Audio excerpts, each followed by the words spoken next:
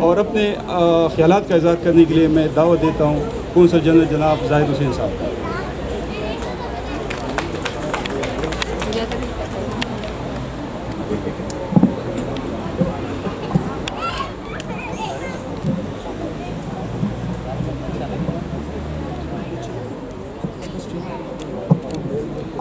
بسم اللہ الرحمن الرحیم۔ وزیر اعظم محمد شہباز شریف کا پاکستان کے 78ویں یوم آزادی پر پیغام۔ یوم آزادی کے پرمسرت موقع پر میں ملک بھر کے عوام اور بیرون ملک پاکستانیوں کو دل کی اتھاہ گہرائیوں سے مبارکباد پیش کرتا ہوں۔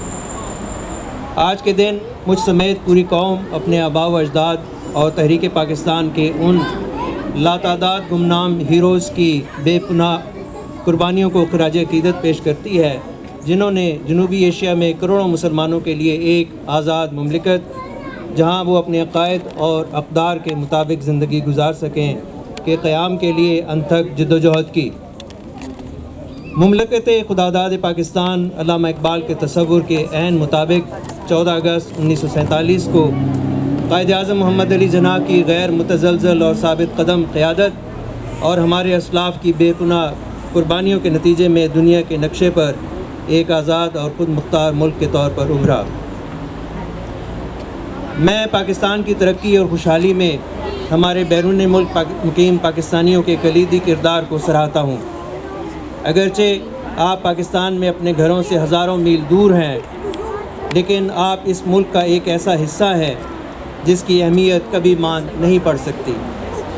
مجھ سمیت پوری قوم آپ کی محنت اور کامیابیوں پر فخر کرتی ہے اور ہم آپ کو پاکستان کے حقیقی سرمایہ مانتے ہیں، کیونکہ آج آپ جہاں کہیں بھی ہوں دنیا کے سامنے پاکستان کا مثبت تاثر قائم کرنے میں اپنا کردار ادا کر رہے ہیں۔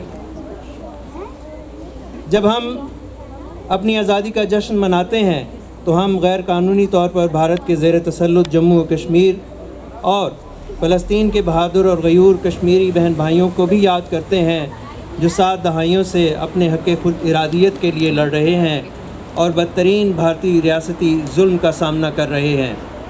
پاکستان غیر قانونی طور پر بھارت کے زیر تسلط جموں و کشمیر کے عوام کی اس وقت تک مکمل اخلاقی، سیاسی اور سفارتی حمایت جاری رکھے گا جب تک وہ اپنا بنیادی حق خود ارادیت حاصل نہیں کر لیتے۔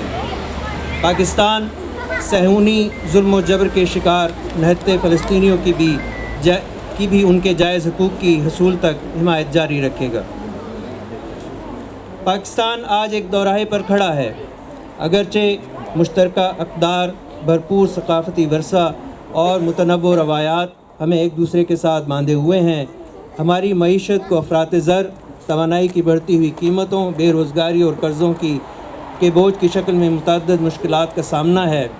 فروری 2024 کے انتخابات کے بعد اقتدار سنبھالنے کے بعد سے ہماری مسلسل توجہ پاکستان کی اقتصادی ترقی اور معاشی استحکام پر مرکوز ہے۔